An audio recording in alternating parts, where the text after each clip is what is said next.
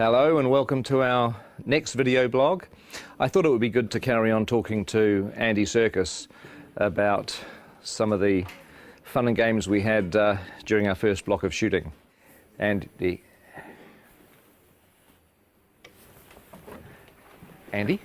Where is he?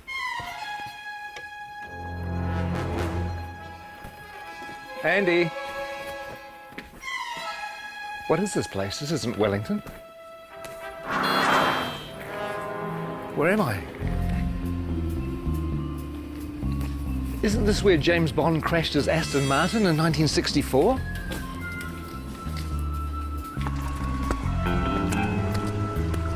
And isn't this where Red Grant trained to be an assassin at the beginning of From Russia with Love?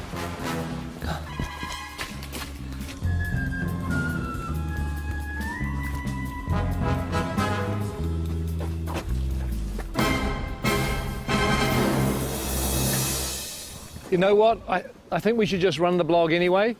So what we did is we asked cast and crew to tell us a few of their favourite memories from the first 3 or 4 months of shooting. So please enjoy that and I'll go figure out where I am.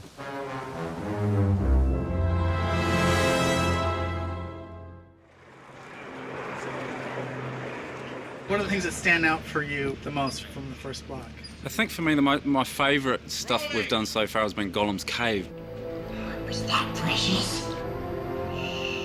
The way that Pete did that scene, it felt like I was watching a play. It was sort of like you could just sit back and watch these amazing guys do their thing. Him and Martin together were fantastic. It was really cool.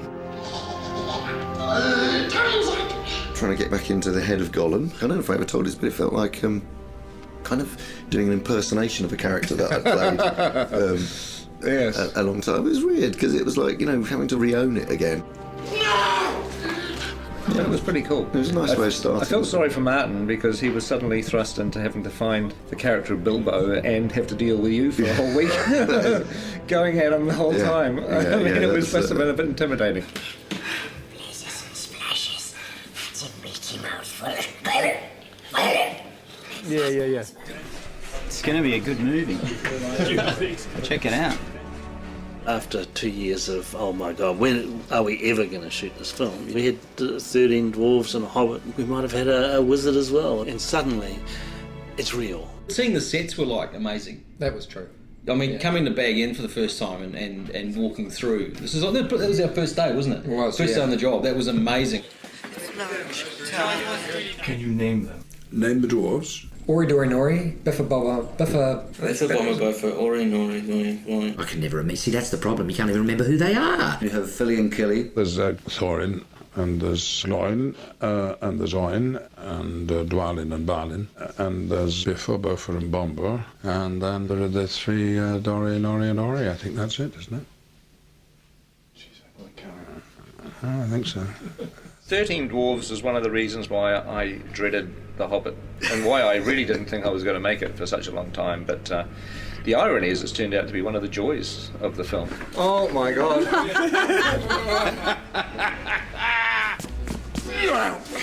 What a challenge. I mean, 13 heroes, or 14 with Bilbo. They all have to be differentiated in a way that isn't necessary in the book, but if you keep seeing them, you want to know who they are and specifically and what their attitude is and why they're on this journey. We need to move now! Come on! Some of the best memories were getting the dwarves ready. Everybody has helped these actors kind of find their way through lots of rubber and lots of hair. Walking through Weta and getting to see our designs and going, actually, God, I look amazing. I look the most amazing of anyone. That was probably the best day, wasn't it? Mm-hmm. Yeah. When you all said, gee, Jed's amazing. That's an amazing We design. did, yeah. Some of them actually look pretty bad before they get into the prosthetic. Some of them, for some of them, a prosthetic is making them look better, to tell you the truth, which says something. Mark Hadlow, for example, springs to mind. I have this lovely bit down here, and then this moustache that comes up here. I look stunning. I should be in centrefold. One of the things that quite early on we discovered was that Mark Hadlow likes to dress up in costumes, mainly sort of military type things. And the really weird thing about his sailor outfits is that below the waist, nothing. But again, you know, he's a nice bloke though. A little bit to cut. A little bit to cut. One of them doesn't have to wear a beard. Yeah, well, we're all very, very jealous of that. Actually, he is the Aidan Turner. He's the sexy dwarf. I don't even think he's got a beard, actually. Mainly because he's not old enough to grow one. He's the hot one, I suppose, if you like that kind of thing. But if you like knitted cardigans and knitted mittens, then I'm your fella. If there was a boy band in Middle Earth, he would be the leader Williams. of the Robbie Williams of the dwarf world. Whereas you'd be roadie, I think. Yeah, the roadie. Bond would be a roadie. I think when people see the beards are going to come back in big time. They are. Huge. Give us a kiss. Gelek Dashrudba. Gelek Dashrudba. We've all learnt a bit of the dwarf language, Kosdol, so we all have a kind of selection of words to fall back on, curses and battle cries. I mean, we speak Dwarvish to each other most of the time when we're all set. Okay, here goes. And Peter can guess what it is, and then I'll tell people. Caused Belcour. Caused Belcour. Caused Belcour. Peter? It means mighty dwarf.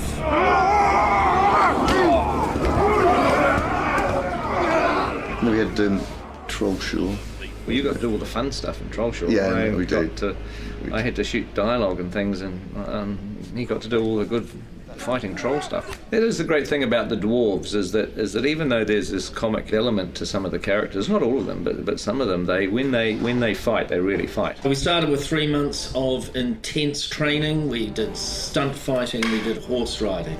We did the gym 4 times a week. We did dwarf movement intensely.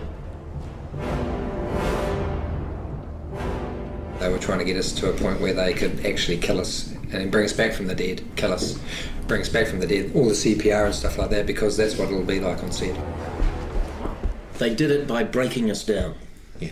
They did it by essentially reducing us to the absolute amoeba stage and then building us up again as dwarfs.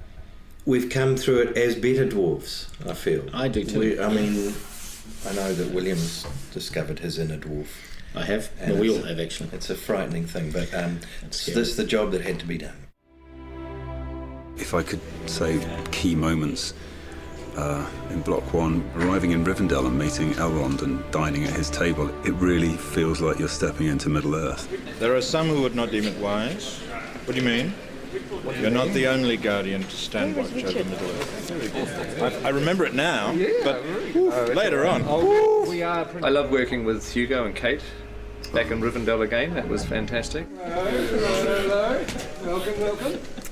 I still can't quite get over being on set with Ian as Gandalf and then, Kate Blanchett with Galadriel and Hugo with Elrond, and you just feel like you step back into a movie again. It's kind of weird. Is this a new one? This is different. Yeah, different one. High points really, I think, was getting Kate Blanchett with a long train. Beautiful. Kate, that's beautiful. Who that is? They're all going to want one. Just don't ask me to walk anywhere. One of the things that I like is that we're getting a little bit of the music into the movie too, the songs. Tolkien wrote quite a few songs for The Hobbit. I got to sing a song. You want to hum a few bars for us now? Oh, it's a classic song. It's after sort of Cole Porter, Gershwin, that type of thing. There's an inn, there's a merry old inn beneath an old grey hill. He squeaked and soared and quickened the tune while the landlord shook the man in the moon. It's after 3, he said. I think it'd be great if Dwalin just yelled the whole thing.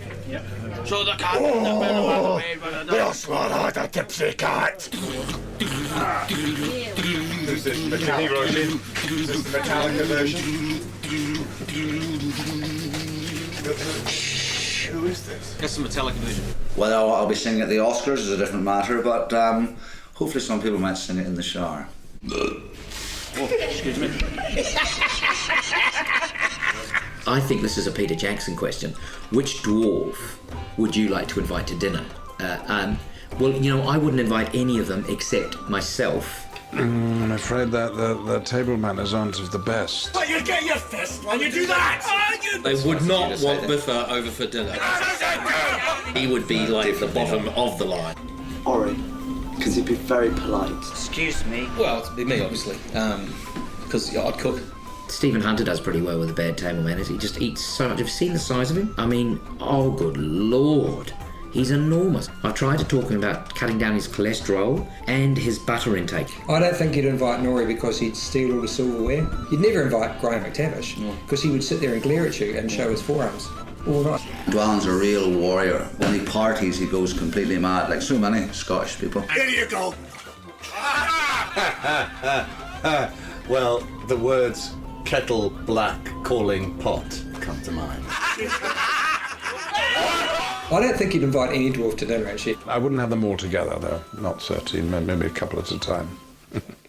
Special person to meet here, John Rhys Davies. It was fun on one of the days that we were in Bag End with the dwarves that John Rhys Davies came to visit. Oh, yeah? And it was great to introduce him not only to Gloin, who's his father in the story, but also to all the other dwarves.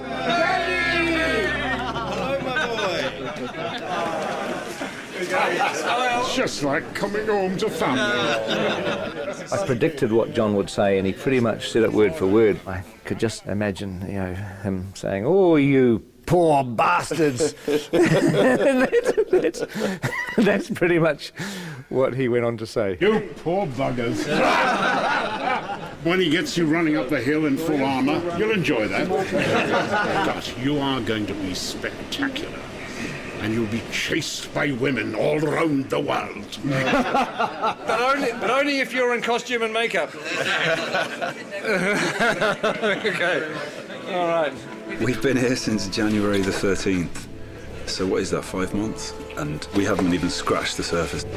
Who are you doubling, Pete? Hey, I'm doubling Stanley Kubrick.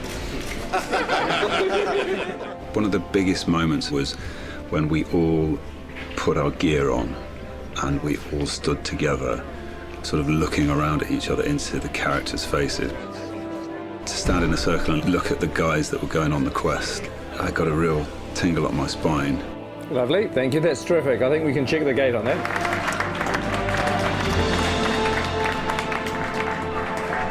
Thank you very much. Thank you, guys. Thanks, guys. Thanks very much. Thank you. Bittersweet moment, but it's time to leave. Hasta la vista. Then driving off. I'm waiting for somebody, sorry. It could have been you. I know. Just go. Oh, really? Yeah, just go. We've had enough. Go. Are you wrapped? No, I'm not wrapped. They're keeping the good people. Okay. Oh, hey, Go again, we'll go now. Hey. Okay, we'll go now. It's a bittersweet moment, but it's time to leave. Hasta la vista. Well, I hope you enjoyed that. I don't know whether there'll be any more because I have to find New Zealand, which I've lost. I think it's over here. Who is that odd little fellow?